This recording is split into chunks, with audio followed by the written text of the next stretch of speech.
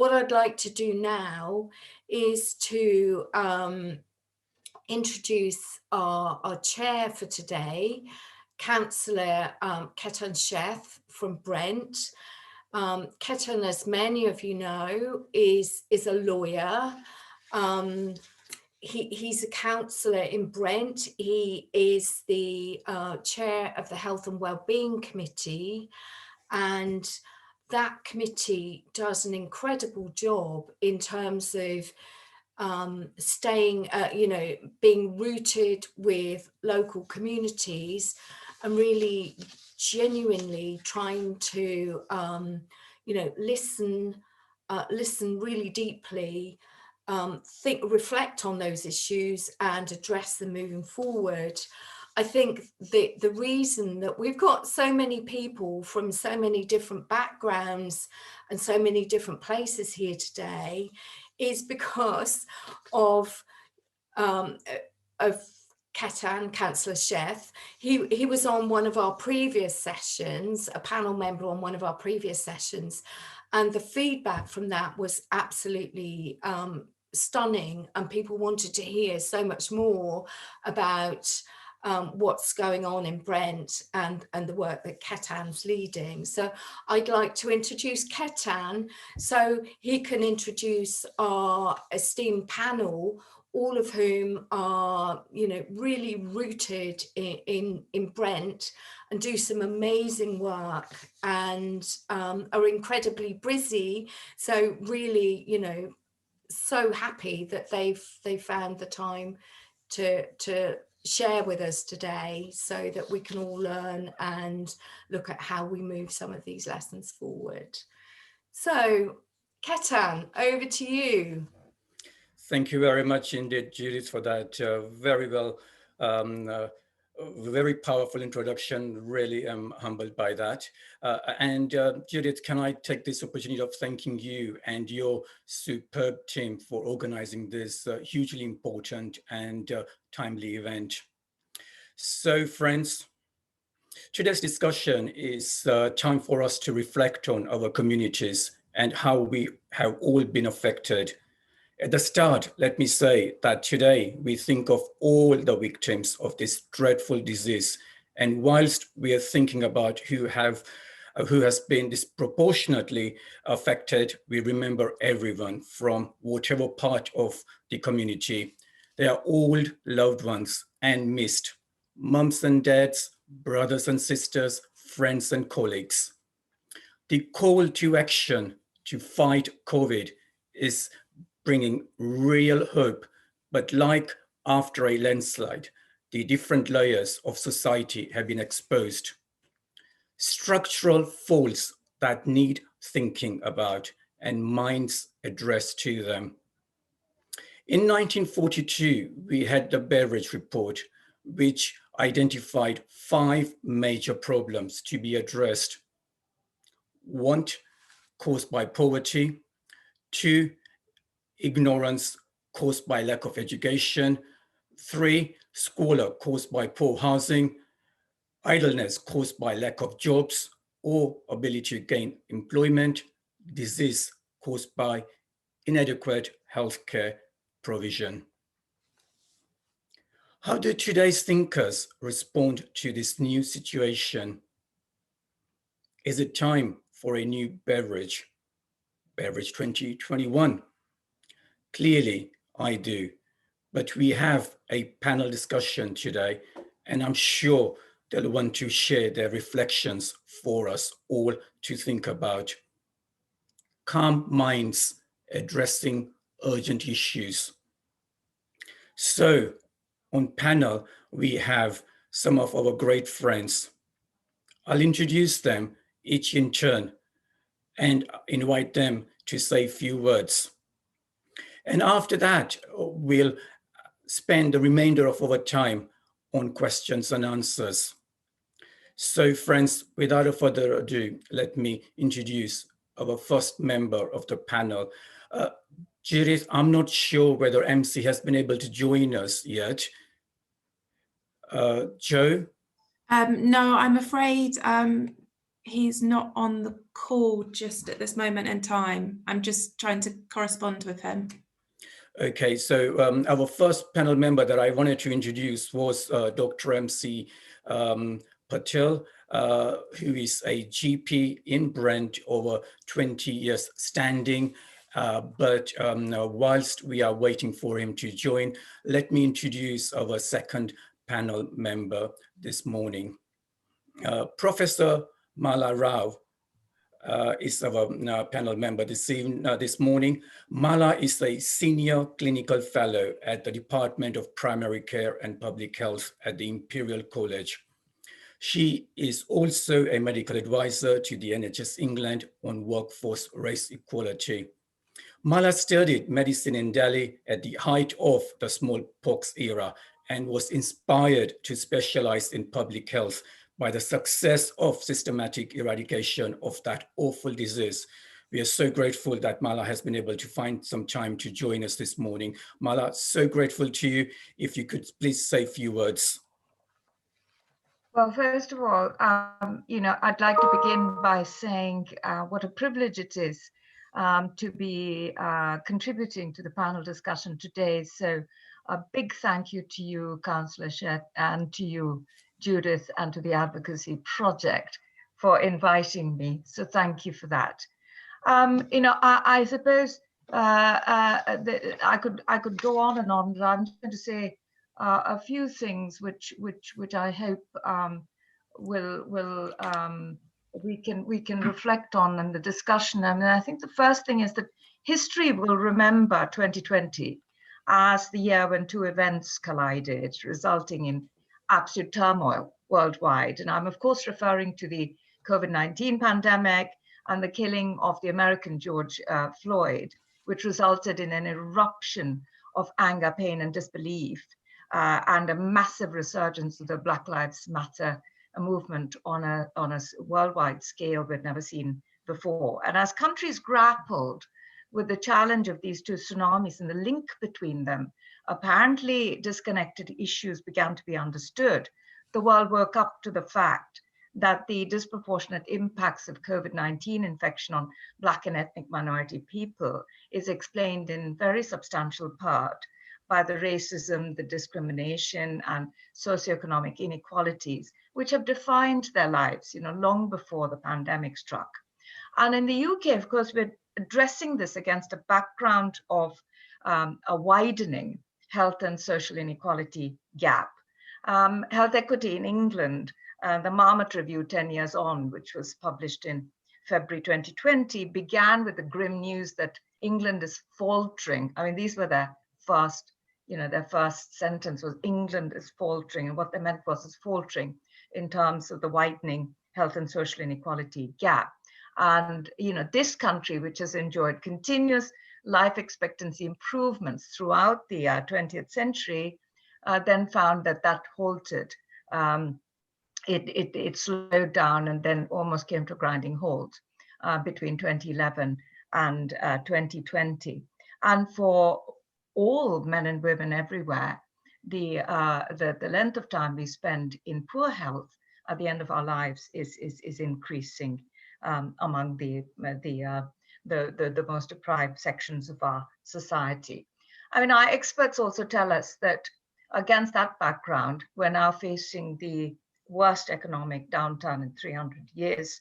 One of the things we don't talk about is that disabled people have experienced death rates 2 to 3 times that of non-disabled people.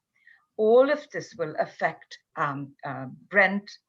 Only yesterday, 93,000 deaths due to COVID was the reported total number of deaths, with yesterday also having the dubious distinction of being the day when we recorded our biggest per day total of 1,820 deaths.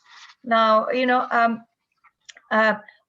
third of Sir Michael Marmot's reports, Build Back Fairer, which is the most recently published report in 2020, challenges us, and is blunt in terms of highlighting that we need to ask ourselves as a society as to what we want to shape in the post-pandemic future, because the vaccine has brought us that hope, and how we're going to grapple with the two big issues of climate change and the health and social inequality gap, both of which have profound impacts on our health and well-being.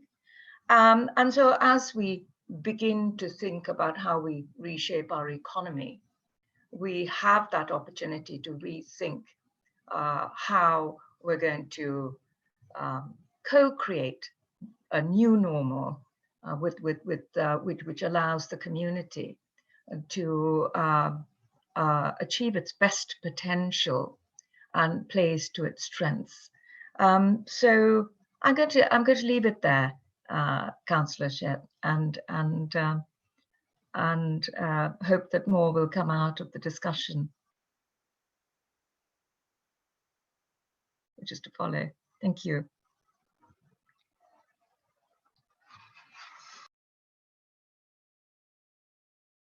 Sorry, I was on mute. Thank you very much, Mala. Really appreciate those words. Our next panel member is Georgina Nutton. Georgina is passionate about transformational learning and the impact this has on the lives of individuals. Last September, she gave a talk at Leaders Council about the importance of leadership and the impact it has had on her career to date. And as far as career to date is concerned, she's currently the head of Preston Park Primary School in Wembley, and we are so lucky to have her this morning. Georgina, if you would like to share some words with us, please. Thank you, Ketan, and thank you for inviting me to be here this morning. I'm delighted to be here and to be a part of this conversation. So I'm Georgina Nutton, head teacher at Preston Park Primary School. We're a wonderfully vibrant community set opposite Preston Park, welcoming children from the age of 2 to 11. We're a maintained primary, and we're a really exciting place to be when we're together and when we're open. We're very innovative, we're a very forward-thinking organisation. We welcome children from all over the world to be educated at Preston Park, and it's a real advantage and a real privilege to be serving such a vibrant and diverse community. And lockdown really, well, COVID, the whole thing has affected all spheres of school life and all spheres for our community, for how we function and how we live. And everyone in my community and in all of our communities has a story of how COVID has affected them. We're operating in a very challenging time where we've all been called upon to serve our community in ways that we've never anticipated before. And I couldn't be more proud of my team, how they've risen to the challenge. And really, we're such a values-driven team. Children only get one chance for their education, and everyone at Preston Park is determined to deliver the best start, no matter what the circumstances are. It's at the heart of everything that we do. It's the fuel that drives us. And I think that's really been the power in enabling us to do such a phenomenal job for adapting to the circumstances. And the versatility and resilience that I've seen from everyone in my community is absolutely commendable. The way the children have adapted, and we were lucky enough to have them back for a period of time, and they bounced back into school. They're really excited to be back with us. The way that we mobilised the resources and remapped how we taught. For example, in lockdown 1, everything went online. We had our remote curriculum. We actually hit over 10,000 users from around the world. And so we really felt that although we were serving our community and supporting our children, we were also able to support others elsewhere. And that kind of system leadership is something that I'm really passionate about, enabling transformational learning for all children. And our families have done a sterling job of home educating. It hasn't been easy, and what we're focused on is ensuring that no child falls behind, and really that's our massive focus at the moment. We know that gaps are widening, and the increased danger and risk of that every day as this goes on, and so we're mitigating that where we can. We're doing everything we can. We're thinking differently, we're thinking creatively, and we're really looking at how we can can achieve that, really. And we're very excited for next week, because with lateral flow testing is going to be coming to our organisation, and that's going to really help logistically in terms of some of the demands and challenges that we've had with our staffing capacity. And we are currently open at the moment for our most vulnerable children and for those of critical workers. And so we are doing we're doing wonderful work with them in school, but we're also doing our work outside of school. So how we are channeling the way we've worked and how we're working very differently is very different. But like I said, I couldn't be more prouder of everyone in my school who's made it possible for us to be where we are right now. Thanks. Thank you very much indeed, Georgina, for those hugely appreciative words. Our next panel member, friends, is Shama Pereira. What can I say about Shama, which you don't know already? She is a broadcaster, journalist, and writer, amongst many other things. However, friends, one thing that you may not know about her is that she left school at 16 and got a job at London Transport typing pool to be a journalist. At 17, she got her first break as a trainee, and at 23 was the youngest ever to be taken on by The Guardian. And Shama, really I'm grateful to you for joining us this morning, and looking forward to your contribution when we have questions and answers session. But at the moment, if you could just share a few words and your thoughts to begin with. Thank you, Ketan. Well, a long-term Brent resident and a member of the Mutual Aid Association at the moment. But I just wanted to say that as a journalist, I found the whole of the last year really interesting, because after 3 years of being riven because of Brexit and right and left really polarized in the media, including on social media and newspapers, broadcasting, every form of outlet, COVID has been strangely a unifier. Suddenly, even those organizations which are questioning the information that we are getting are still putting out the hands, face, space, stay at home, save lives. There's been a kind of unification around message, even amongst those who are questioning that message. And I found that really, really quite interesting to follow as a journalist. And what has struck me as time has gone on is that really all of our BAME outlets are also pushing those messages to people. So why, when I walk down Cricklewood Broadway, are there men greeting each other with no masks, hugging, shaking hands?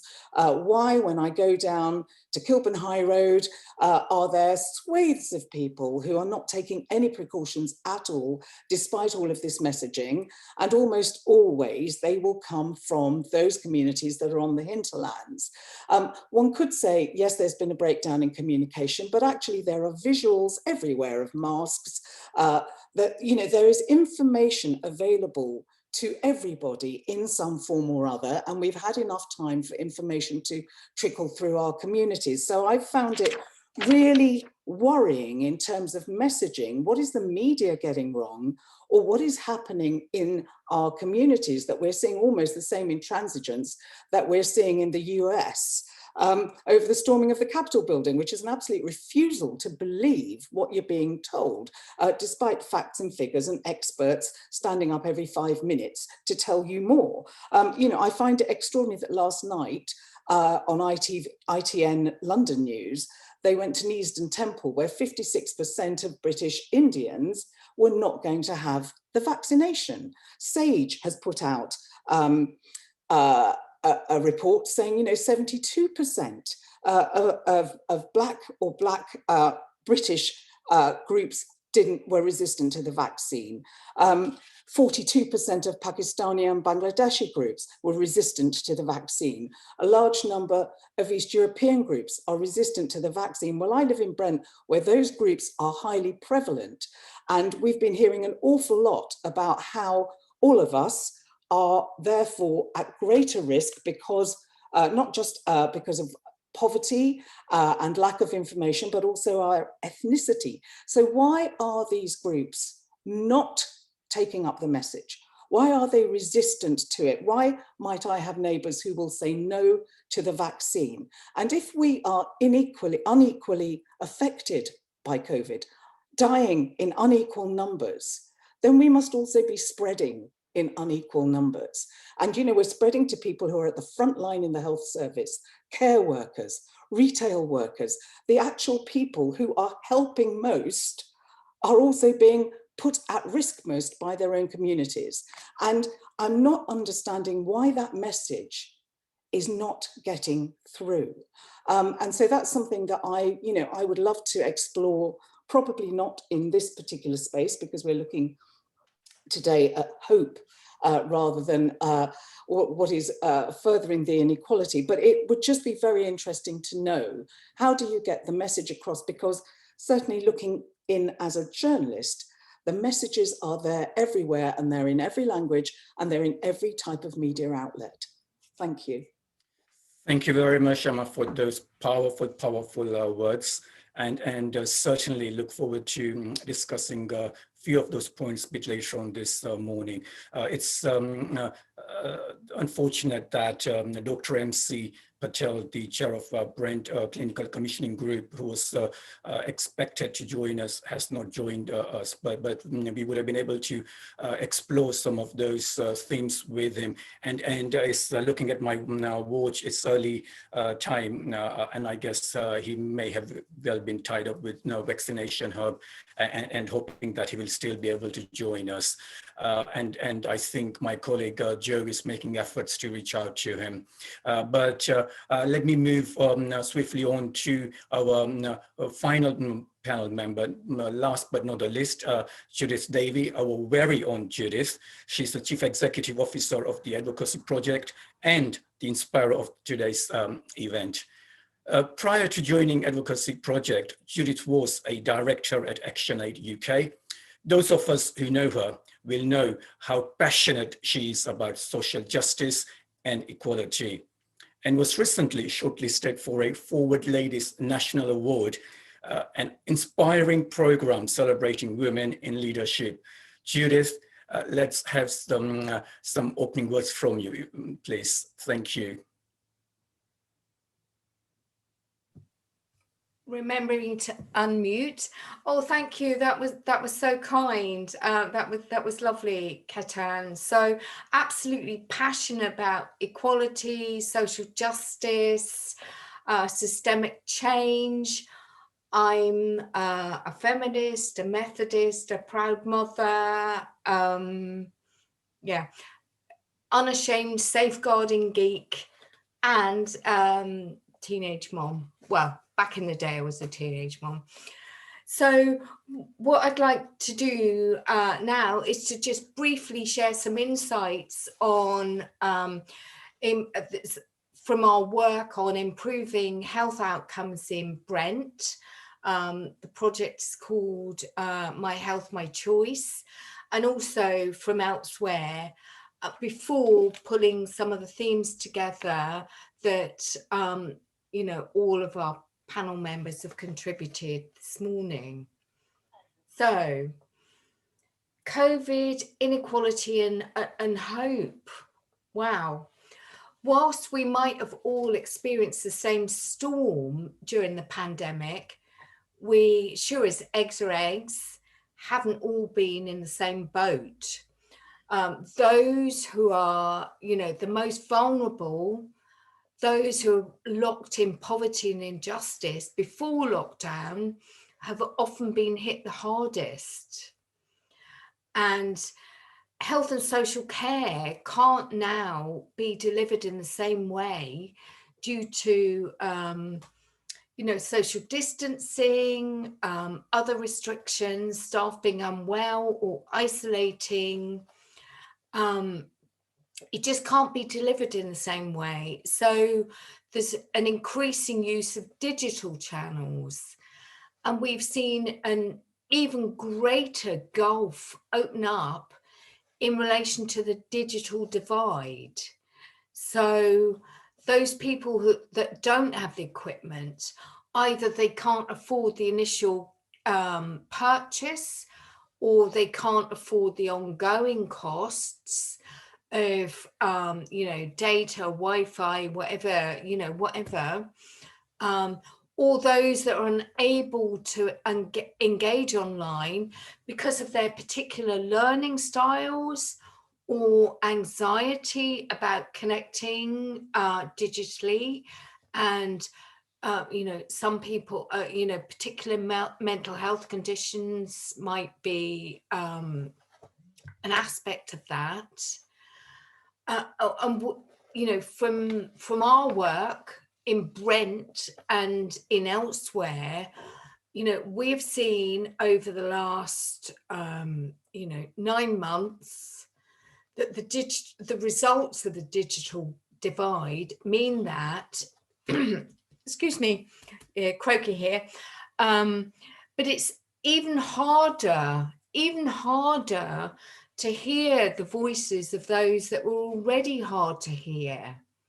We've seen the loss of social connections, the increasing isolation, deteriorating health, physical health and mental health. We've also seen the inability of people to have their spiritual needs met, and that has a very profound effect on people. We've also seen that safeguarding concerns are harder to pick up. They're harder to pick up. It's really difficult to know what's going on behind closed doors. And some of the people that have tried to engage digitally, using email or Facebook, for example, have inadvertently been put at risk.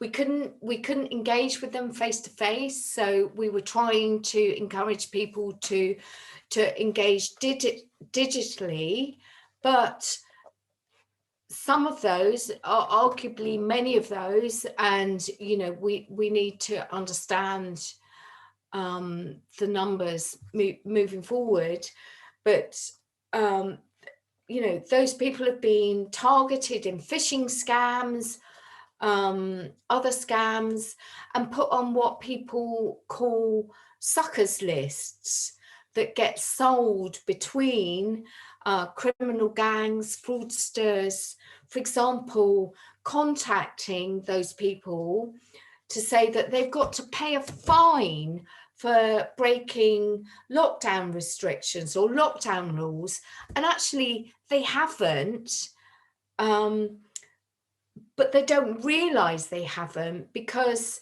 in some cases, you know, people don't understand, in many cases, arguably, people don't understand what lockdown restrictions mean, government guidance means in the context of their everyday lives. We've seen people demanding money for COVID vaccines. We've seen people being injected with goodness knows what and being told it's COVID vaccination, but actually it isn't part of that, you know, that national rollout. You know, it's ghastly. So in trying to engage online, in a way, we've opened up,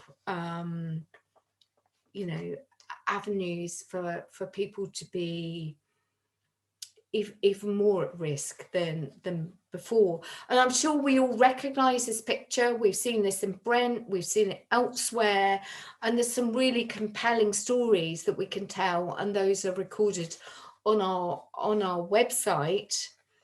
You know, so I've painted the picture of the issue. Of course, there isn't one single answer to this. We're acutely aware that just doing the same thing that we've always done, but doing it on Zoom or Facebook, just doesn't cut the mustard. It just doesn't. nor does expecting people to get email accounts. You know, if you've got an email account, it's just sorted. It really isn't, for some of the reasons that I've just discussed, and others as well. We need to innovate and reimagine our approaches so that they fit better in a world where there's an ongoing imperative to keep distant from each other. And, you know, it's sad, but that's the reality of it. And moving forward, I think it's really being person-centered in a digital space. So developing a range of ways in which people can engage. Blended approach is really critical, online, offline, and appropriate support being provided to people around the edges of that. You know, using volunteers, digital champions, use of equipment like GramPad and HaloPad, where there's large coloured buttons and intuitive icons, so that it really helps people with fluctuating capacity. And of course, easy read is really important as well, as is, you know, communications, well, easy read and other communications that are tailored to people's individual circumstances, not just, you know, the generic stuff. I'm coming to an end now. One of the things that we're about to do is pilot a digital community centre or digital village hall that finds ways of addressing these issues in this intuitive way in which people can involve. And it's not a totally online solution, it's a blend. So watch this space. So before I kind of summarise some of the themes coming out of all the debate starters, if I can call it that,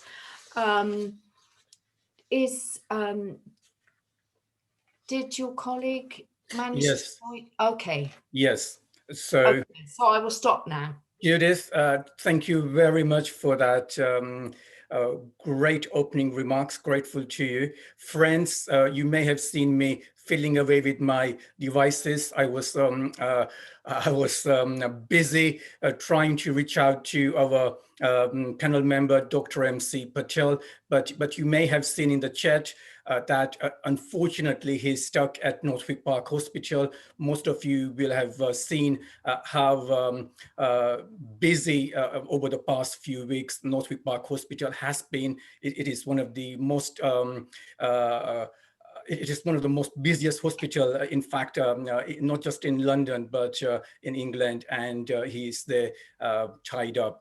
So I was able to reach out to my other colleague, Dr. Ethie, who was until recently chair of Brent Clinical Commissioning Group. I reached out to her, and immediately she said she would drop absolutely everything to join us and share some of her thoughts. So Ethie, I am absolutely grateful to you for stepping in literally within 30 seconds of me bringing. So Ethie, if you could just spend a moment or two sharing the Brent experience over the past few months. And then what we will do is we will then open up to various questions, and questions have been flooding in, and I'm trying to keep up to speed with all the questions. And as soon as we've heard from Ethie, we will start to begin on some of those questions. Ethie, with huge thanks and appreciations, if you could just please say a few words. Thank you.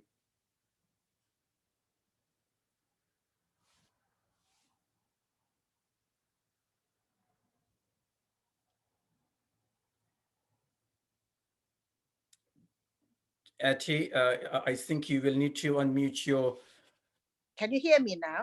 Yes, thank you. Thank you very much, Ethie. Can't thank you enough. Really. It's okay. It's okay. I'm semi-retired. That's why you could get me as I was at home. So just to brief bio about myself, I'm a GP, was in Brent a GP for 32 years and ex-CCG chair before MC stepped in. So I'm also a long-standing Brent resident. So I've been living in Brent since 1970, and Brent is definitely passionate to me. So that's that.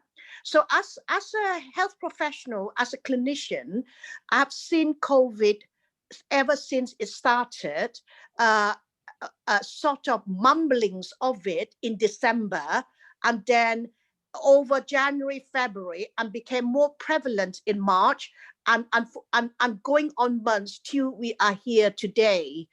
So from the beginning of the year, we learned a lot through treating patients with COVID, and patients are sort of getting better with the treatment. However, the numbers are still staggering, quite relatively high. And as you know, we are one of the highest prevalence in COVID nation globally. So that's that. So in Brent, I'm glad that the health and the council have worked together, setting up drive-in testing centers for our population. So that's very good. And secondly, practices in the areas are open, most of them throughout Brent, that much I know. So access to patients have been good too. And thirdly, GPs have grouped together to start off vaccination centers to vaccinate patients, and starting following the government guidance of which group goes first. So that's that. My reservation for our population in Brent is that I encounter some of our population groups are still quite reluctant to have the vaccinations when they are offered the vaccination. So there's something I think we need to discuss why, and that's that. And second, I notice also, I understand that wearing masks can be difficult, but I can see also we need to try harder to protect one another and try to wear masks. Because I notice when I'm on public transport on my way to work or in the park, people are still not social distancing and not wearing masks.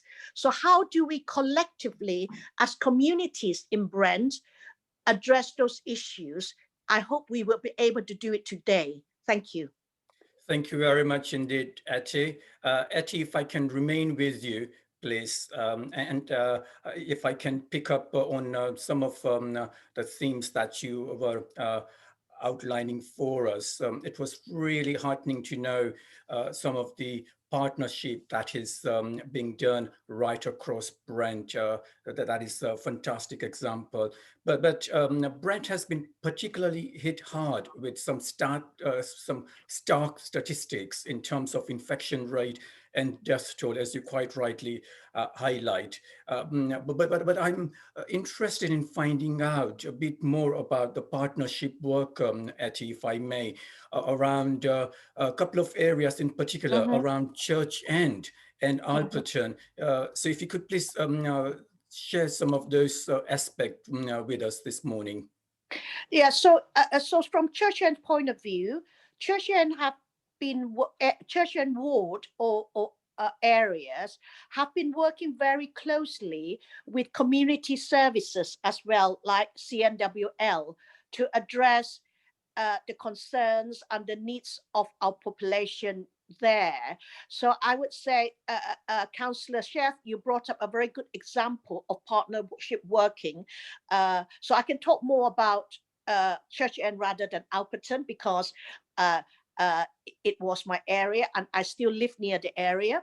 So so I know there are a lot of work, collaborative working between voluntary organizations, the council, community services, and faith group to address our residents' health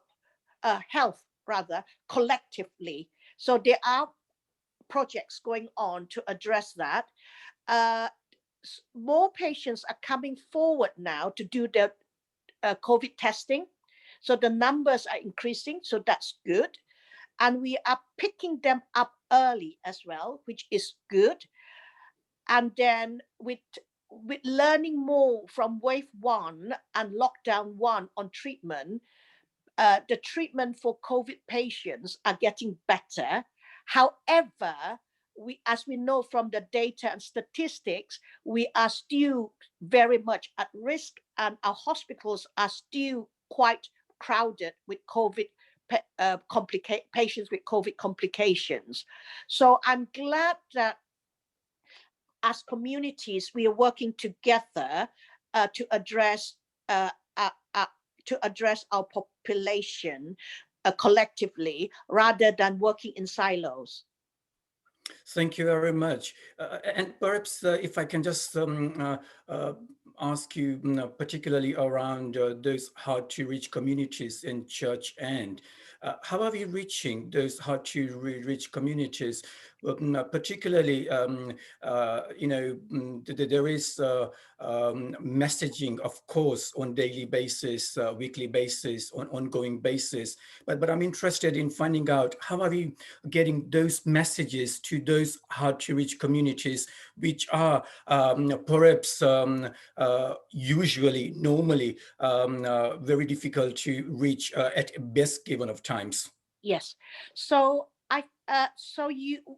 we are in practices identifying lists of patients. For example, we have housebound list.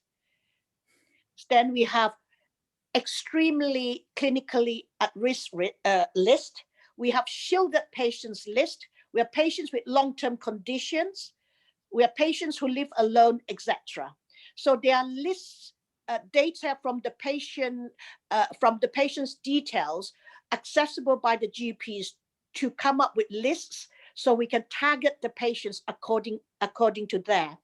And also using the extended team in the community, for example, social prescriber, care navigators, care coordinators, who are able to then reach out to the patients. And like I mentioned about the voluntary organizations and faith groups as well, they know, and community ethnic groups as well, they know where the pockets of isolations are. So it's for health and care to tap into those resources and then get the socially isolated patients in. But saying that, we also have other means of communications that we can use. For on repeat prescriptions, we put messages on GP answering services, we put more information there. And then for the IT savvy, the practices websites will have information. So we are using the existing means of communication and also more innovative means of communication to reach out to our population. Thank you very much for those very helpful insights. Thank you very much. I'll come back to you a bit later on, Ethie, if I may, but I am keen to make progress. And if I can now go to Georgina. Georgina, there has been a lot of questions on chat and on other WhatsApp groups about them all wanting to know about what's happening in schools. So let me turn the focus to the education in schools, if I may. Despite all the mixed messaging from the Whitehall, schools have been truly amazing. And I'm interested in finding out, Georgina, what support mechanism has there been, particularly for Preston Park, to ensure that no pupils are left behind? Thank you. So yeah, that's the absolute priority, to ensure that no child is left behind. And of course, that's increasingly difficult when you're not together. So I'll talk about what we did in lockdown 1, but I'm going to just bring it forward a bit to when we actually reopened in September.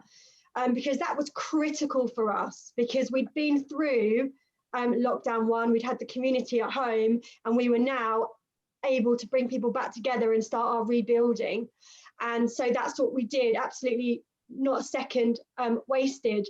Everybody back in school, where our attendance was really good because we had that high engagement from our community as we kept that going through lockdown. We were able to baseline our children. So we were looking very, very specifically at where they were in their reading, their phonics, their writing and their mathematics. So really looking at the basic skills. And from there, we were able to analyse the gaps and modify our curriculum to ensure that we were looking at how we could minimise, close the gaps and move learning on at an accelerated rate.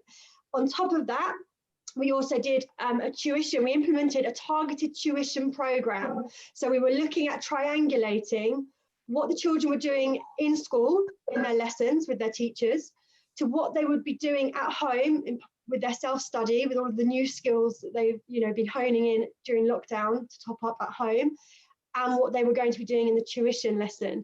And all of year 5 and 6 were automatically enrolled. That was compulsory as part of their transition delivery, getting our children ready, secondary ready for their next phase of education. And children below year 5 were targeted to attend for that term. And over that first autumn term, we did see accelerated progress, despite the hurdles of having to close bubbles and have children isolating. We were able to accelerate progress, which was really, really positive, and that's what we need to do. But we're thrown back now to lockdown where schools are closed, and the biggest barrier, number one, and it's like exactly what Judith was speaking about, is that digital divide and access. And in lockdown 1, we had many, many families that had no access to devices. We would be printing work, delivering work, or parents collecting work to be able to keep their children learning at home. We did crowdfunding, we took part in the DFE schedule. We did a lot to really support our families and get them access. Now we're in a position in lockdown 2 where the majority of our families have access through one device. But obviously that's not enough, because we have families with multiple children who are then working around having one device for 4 children. It's not as effective as it needs to be. So we're continuing to try and lever as much as we can, as many resources as we can, to get much more technology out and into our homes.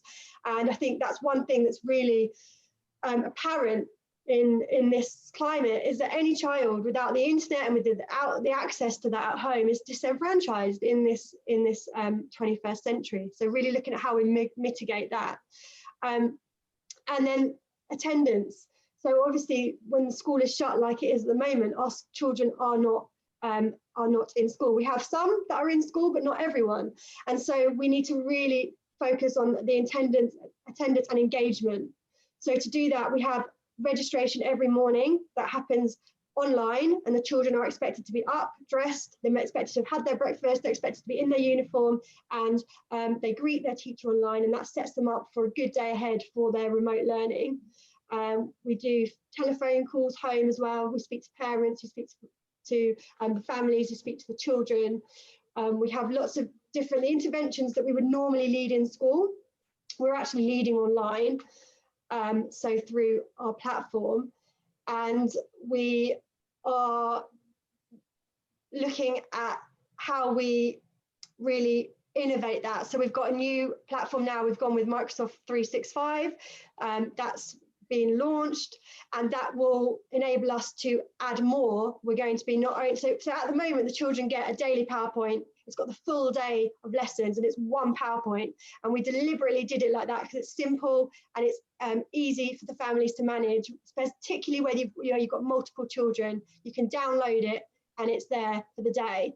And we're supplementing that. We supplement that currently with live lessons, but we're going to be doing a lot more live lessons going forward. And we are also taking part in a project with 3 other local primary schools. So there's 4 of us working together for a coordinated approach to catch up. And I'm really excited about this project because we're going to be looking at how we come together to share best practice effectively, explore what strategies are having the highest impact in terms of helping children catch up and keep up and closing those gaps, looking at how we can develop a robust set of principles to facilitate us in that mission to close that gaps, and really looking at how we use data in a different way, because the data that we are so often used to having has been very different. It's very different and very different. As you know, children aren't doing their exams. So I think that provides an opportunity now, and a really exciting opportunity to put the professionalism back to the teacher judgment and back to what schools are doing. So, well, actually, we are closing gaps and our children are making progress without that matching of how well you did in your SAT score, because at the end of the day, how well you do in your SAT score is not developing the whole child and really supporting them go forward. So yes, it's really important, but it's not the be all and end all. And I think it's great that we are thinking of different ways to really look at that, closing that priority that all children, and one group that we are particularly concerned about are the disadvantaged children. And our most vulnerable children, but thankfully we've been able to keep the majority of those in school. So we are able to do as much as we can with them in the moment as we manage this moment, and we think about how we're rebuilding as we go forward. Thank you very much for that. Really is heartening to know how you are closing that gap and supporting our pupils. If I can just ask, following on from that, Georgina, in terms of mental health, of course, this is equally worry for many of us parents. And I wonder how schools, your particular school is supporting pupils. Yeah, so mental health, again, is a huge priority for us. And we kind of have a three-pronged approach to that. Number one, it's all about relationships and the relationship and the environment that we have. Number two, it's the R&D and the professional learning and development that we're doing with our teachers to really upskill them, to recognise where children are suffering with mental health and what we can do to support. And thirdly, the work that we do with our children. So we do direct work with our children. So if I just take them, I'll go for the first one. So with our relationships and our environment, about creating the environment where it's safe to have the conversation and opening up that conversation about mental health and creating the mechanisms in play. So even though we're not together right now, we can't all be together, we do have the mechanisms there, like the children are still meeting their teachers online on Zoom, they can have conversations with their teachers. And when we're together, we're an open, we're an inclusive, we're in a safe environment. We want to be the environment that allows everyone to bring their whole selves in. And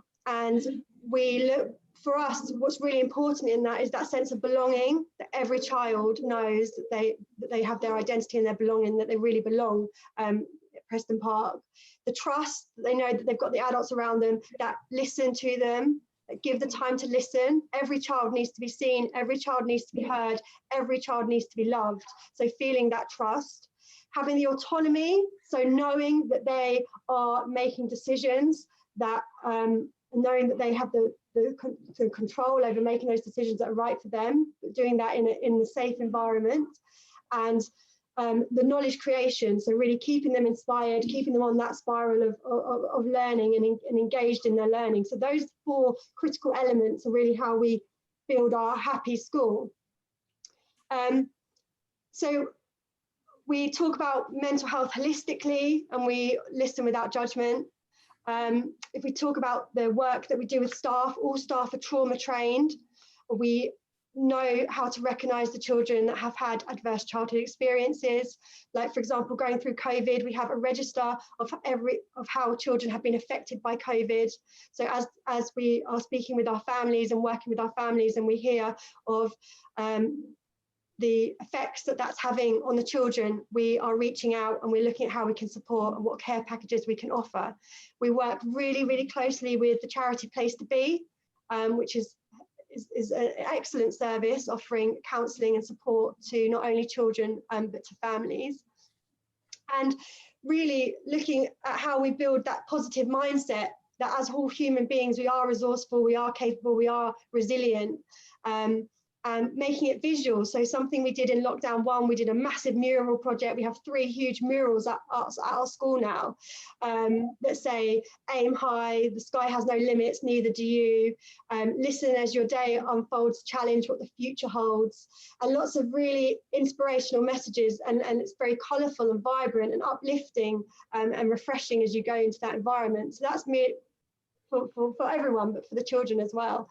And we talk about the work we do with the children. We have emotion coaching. So we are really focused on how we support children in managing their emotions, recognizing their emotions and regulating their emotions. And emotion coaching is a really, really good tool and strategy that not only the children use, the staff use, the families at home can use. It's a very much joined up approach and something that really will support children as they go through life. And that's mixed with our curriculum and how we talk about keeping a healthy body, keeping a healthy mind, living a healthy lifestyle, huge focus on reading, reading as exercise for the brain, and actually sport as well. So our curriculum is very, very focused on that. We talk about the media, we talk about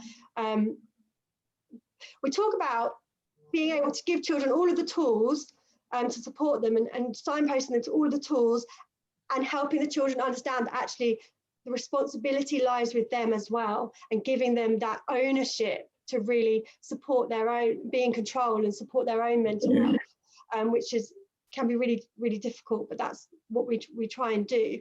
And looking at support networks and how that support network is there. And even though we may not be together, we can keep that conversation open, and we can talk about mental health. Thank you very much. There are a lot of people wanting to ask a lot more questions. We've got a question from some Shama and various other friends, but I think I'm going to make progress because of the limitation of time, if I may. And talking about Shama, I want to ask you a question, Shama. We've always seen inequalities in our communities, but the pandemic has really shone a light on this. Many of us have struggled, but yet so many of us have supported each other, including, as we heard earlier in your opening words, yourself. I'm interested in finding out about your thoughts in how we can work together to address this challenge, perhaps once in a lifetime opportunity. Well, I found the whole COVID emergency a really unifying, to use that word again, sorry, it feels like it's Joe Biden's word now, but I found it a really unifying process. I've got to know all of my neighbours. By joining the Mutual Aid Association, I've met the most fabulous people living in and around Brent, and each ward has its own mutual aid, and so it's worked really well. But what I have also seen is people falling through the cracks, because there is obviously a lot of provision via Brent Council, but there are people who are not able to access it. There are an awful lot of people in Brent Council constantly ringing the mutual aid, asking us to help them, which can be difficult because we say we're just volunteers, we just collect prescriptions, we do shopping, we find fridges if somebody needs one, or we find a tablet for a family, or this sort of thing, but really that's as much as we can do. But what it does enable is conversations with people. It allows you to make someone feel better. We've seen the setting up of a food bank, which was started by one of our mutual aid volunteers just behind Willesden Green Station. Immediately, the Pakistani Community Centre offered its space for that. Then the local council has stepped in. We became so enormous, we've now been absorbed by another food bank, and all our volunteers have gone there to help work it. So locally, I think it's been the most fantastic time, and the volunteers are a very mixed bunch. They're almost all British, but they're of every ethnicity, mainly female, it must be said, but a couple of men have been strong-armed into joining by their partners. But it has shown what we can do collectively. And I have to say that one of the things I say to all of you who are working in local government particularly is this is a really great opportunity to harness goodwill locally and to try and turn it into something. Shama, how do we continue with that momentum, please? Sorry? How do we continue with that momentum? I don't know. I mean, it has to be central. So it has to be something that comes through the council, because people will drop off if they're just doing it for themselves. I mean, what I've seen happen, we've had about 3 iterations of volunteers in the mutual aid group, because what will inevitably happens is 3 or 4 of them will end up carrying the biggest load. They're all working, or most of them are working from home. And suddenly it's just too much. That kind of conflation of professional demand and local demand becomes too much. They drop out, and all of a sudden we're then looking for the next load of volunteers. So I think there has to be a structure in place, and I'm not sure that local groups have that ability. We're fantastically good at creating spreadsheets. We've got risk spreadsheets, we've got call log spreadsheets, we've got food voucher spreadsheets, we've got so many spreadsheets. You know, our Google Drive is bursting, but it's it needs something more, and it probably needs some sort of carrot, you know, so people get a title, or they get a group that, you know, that is essentially theirs. I mean, I think with everything, there always has to be a carrot. And that's why I'm saying about the messaging for BAME communities, you know, what is the carrot? Is it, you know, that you have a duty, because duty is so big in your culture, why are you not being dutiful in return, or something like that? Messaging is important, value is important. And if we're going to continue the kind of benign, fantastic work that's being done at grassroots level, I think there has to be a structure, Ketan, and I don't think all of these organisations are so different. There needs to be a thought that pulls them together, and also there needs to be a purpose. You need to say, why do we need them? What do we need them for? Thank you. How do we grab them? Thank you very much for that. And continuing on the same theme, Judith, we've heard so much how the community has stepped up, particularly in this devastating times that we have all experienced, directly or indirectly. And of course, Advocacy Project's work takes you to the community. And I'm interested in finding out, Judith, how do you mitigate during the pandemic, during the lockdown, that those individuals, those most vulnerable individuals that you are supporting are not left behind or are not unsupported? Yeah, I think it's a really tough issue, and you know, we as part of the advocacy sector, we did a survey a couple of months ago about what was happening in relation to the response to COVID in Brent, but also across England and also Wales. And, you know, what we found was 76% of advocates across that area saw cases where people's human rights were not upheld. You know, 1/3 of advocates saw unlawful do not attempt to resuscitate applied to whole groups of people, like care home residents, those kind of things, without the appropriate consultation, that kind of thing. You know, the human consequences have been absolutely massive, and it is really, really difficult without being tokenistic, without being you know, skating over issues. But I think we've got to really focus on human rights through this pandemic and into the future, and making sure that we don't suspend those because things are difficult or because we've got staff shortages, those those kind of things.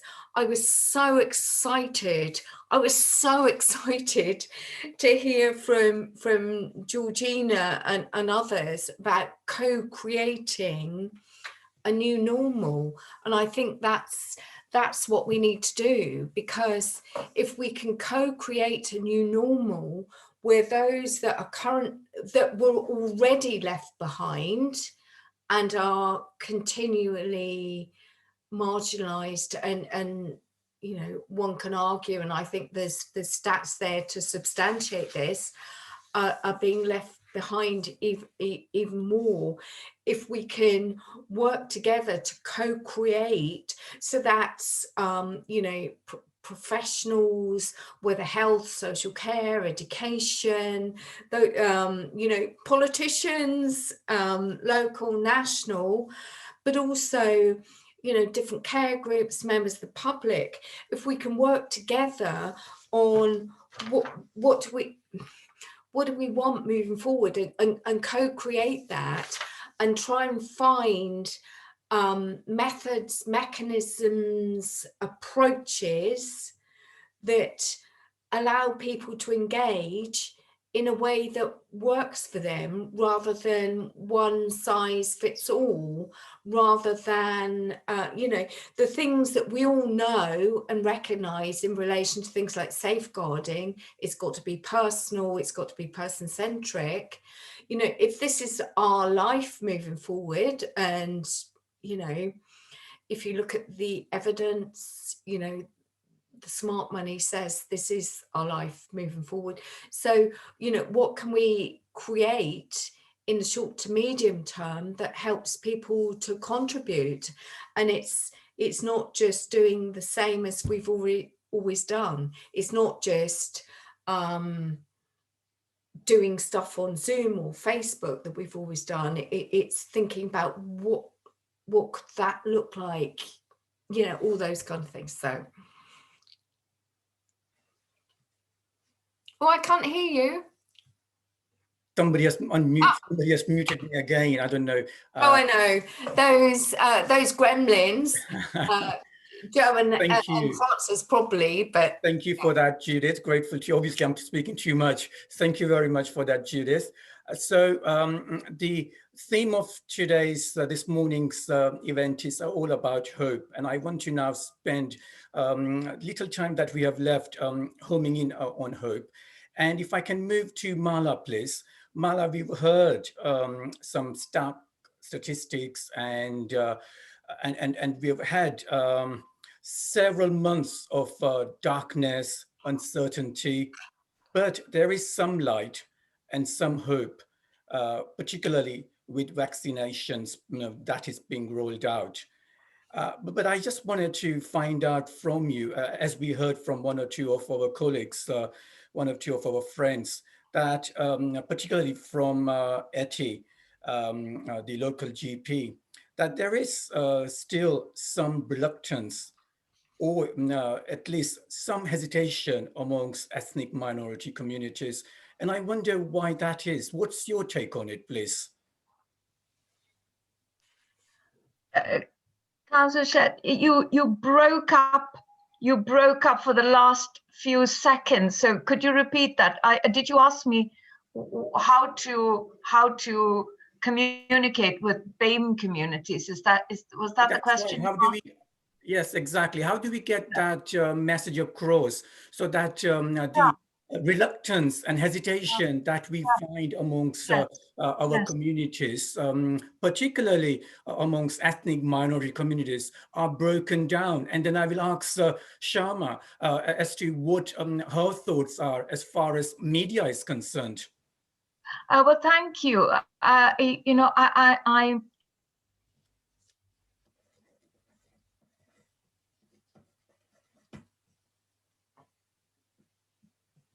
I think there is some system. I don't know if I can't hear you at the moment. I don't know if anybody else can hear you. Can you hear me? Yes, I can hear you now, Mala. Thank you. Yeah, I'm sorry. I don't know why. Maybe it's my system which is unstable. I must apologies. Can I just make a suggestion, perhaps, Mala? sorry, I'm Valerie here. If Yes. you switch off your camera, sometimes if your connection isn't very good, if you switch off your camera and we just hear your voice, it might be better. Yeah, can you hear me better now? Yes, Yeah. thank you. Yeah, excellent. That's absolutely brilliant. Maybe something to do with the weather. Anyhow, this is the key question, and what you know, there's just so much strikes me that needs to be resolved here. The first thing I was thinking about is the hope, and Shyama having begun by challenging this group to think about what it is that, despite all of those messages, results in the kind of irresponsible behavior, if I might say that, out there that we witness in the public. And yet, on the other hand, look at the amount of goodwill and enthusiasm and commitment and neighborliness and all the rest of it that has been generated by the pandemic and has always existed within the community. And how do we reconcile these issues? The one thing that I keep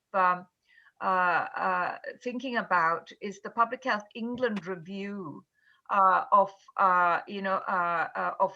COVID and BAME communities, where they actually went out and spoke to about 4,000 communities and came to some conclusions.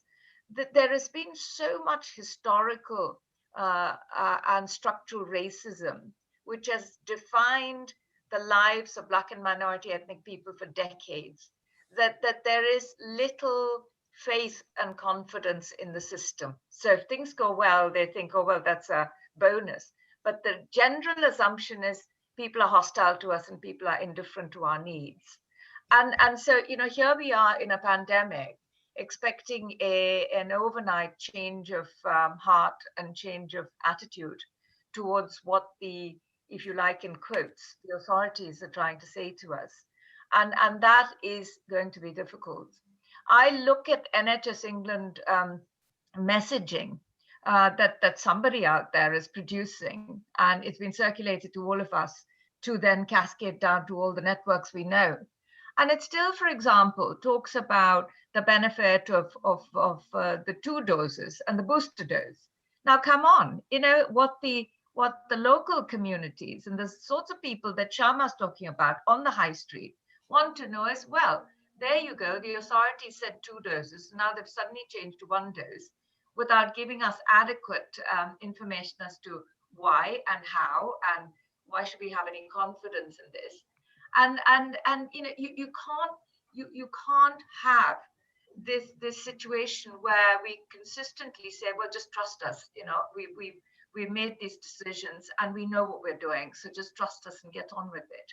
So where people have the liberty to take whatever action they wish to, then they will obviously refuse the vaccination or demand that until there's more information, they're not going to accept it. And I think that the core issue with BAME communities is starting with intensive conversations with those communities. And I like what Shama was talking about, and they have to be had in a structured way. And I find I'm one of the few people that's still saying we don't understand enough at the national level.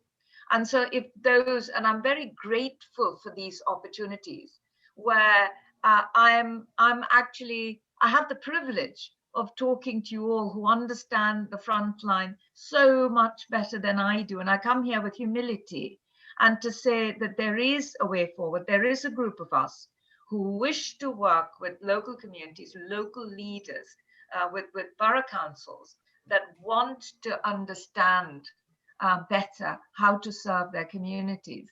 And it starts with the national, the local leaders, journalists such as Shama, and councillors and the community leaders sitting together and saying, what is it that results in people not wearing masks? What is it? What are the concerns?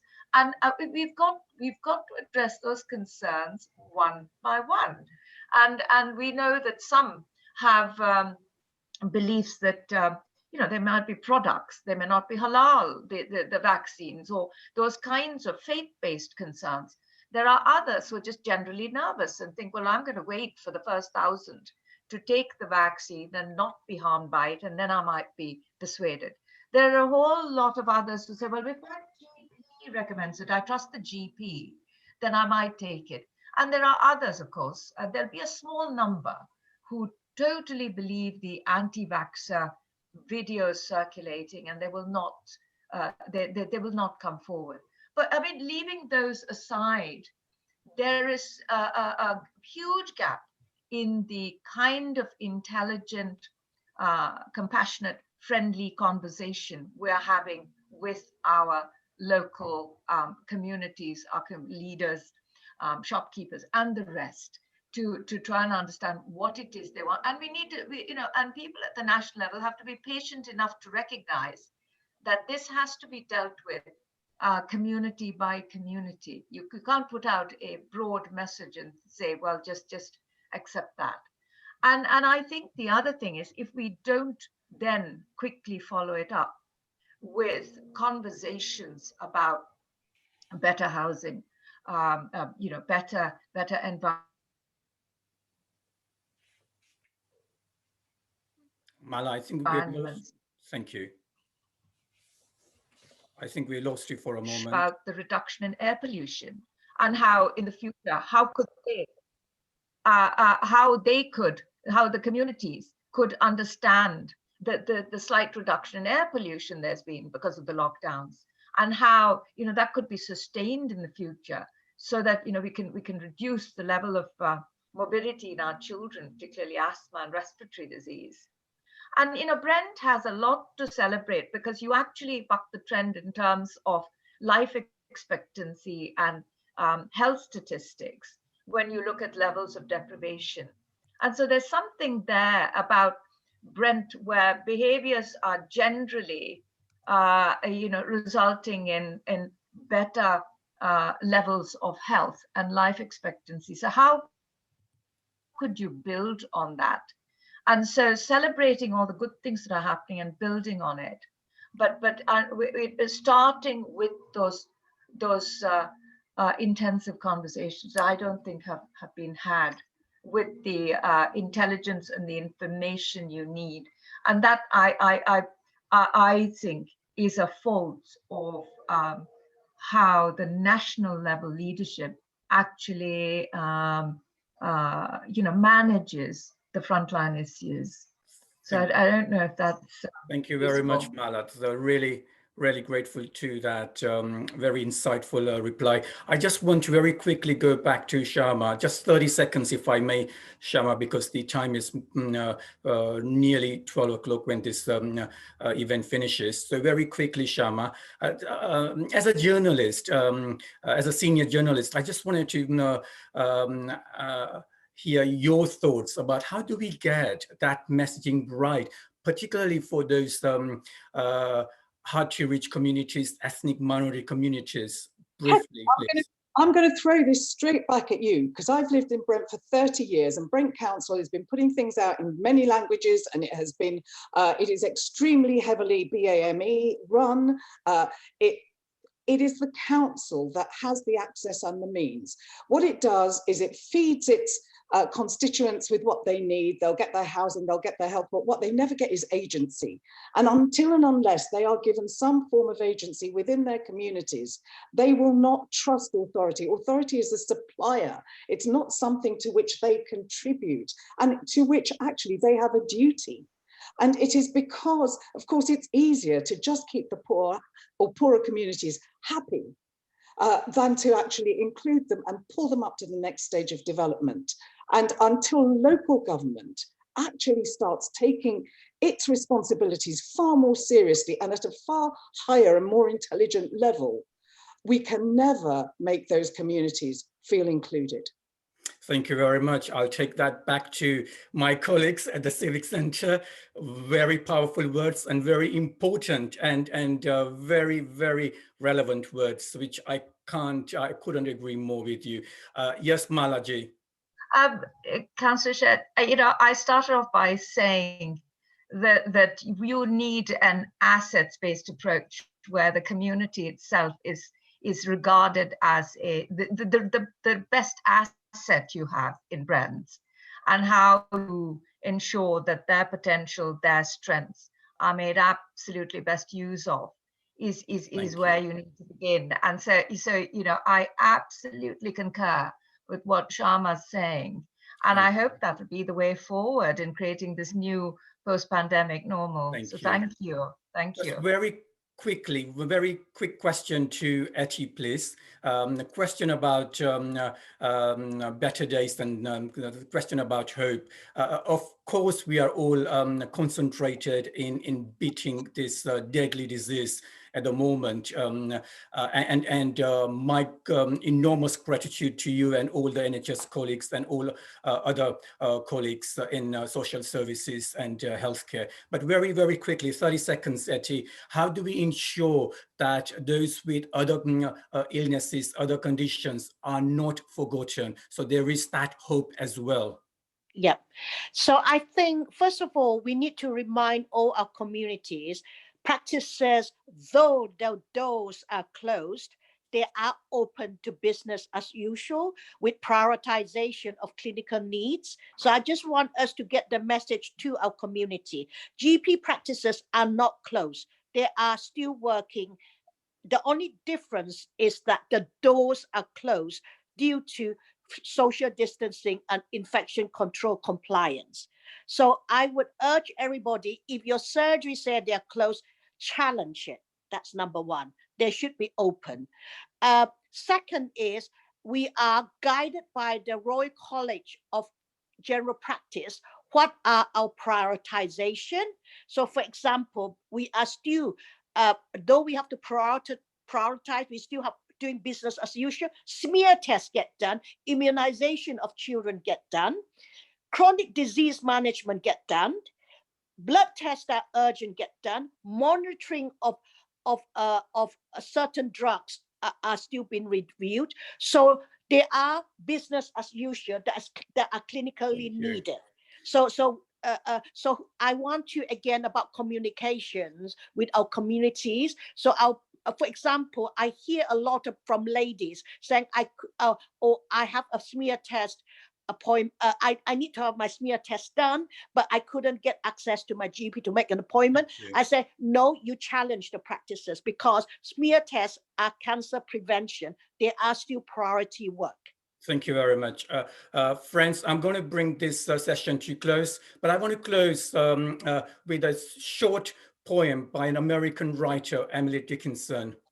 Hope is the thing with feathers that perches in the soul and sings the tune without the words and never stops at all. Friends, let's not stop here. Unfortunately, time has beaten us. It's 12 noon, the end time. So let's continue to support each other and stay safe. I'm going to hand you over to Judith so she can close this session and give vote of thanks to our good friends, particularly Ethie, who has stepped in at a very, very last moment. Thank you, friends.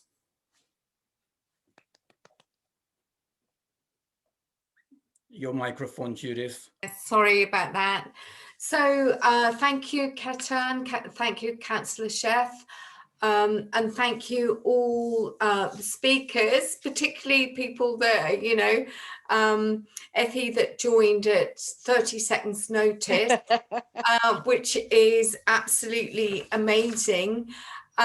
We've all got so many things that we just want to keep bringing in to the conversation, which is absolutely great. It just means that we're not done here and that we need to take it forward. I've just been so inspired and humbled by the questions and the contributions, the speakers and the questions this morning. That sense of commitment to serve, that passion that we need to make a difference, we need to help people develop their own agency. It's just huge. And I think well, speaking personally, it makes me want to be a better me. So thank you to Councillor Sheth and speakers, because it's a wonderful feeling to be challenged and inspired to be a better me. So thank you for that.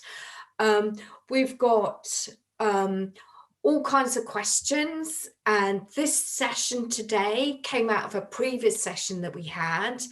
And if you look at some of the questions, some of the things in the chat function, there's all kinds of thoughts and suggestions for moving forward and where we take this next, including looking at things like housing and those determinants of poverty and injustice, and how does that play into that.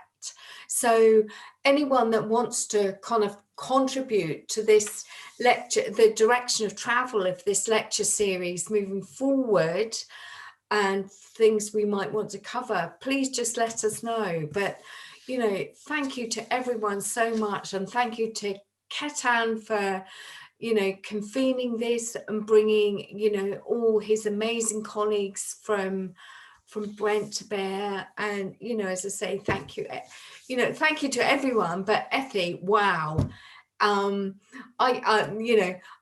can only admire your ability to perform brilliantly at 30 seconds notice of the fact that you're on camera. So bless you, darling. Brilliant.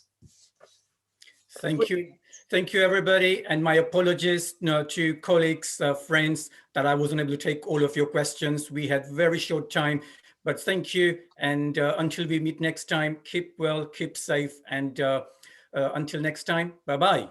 Bye-bye. Thank you, Ketan. Brilliant.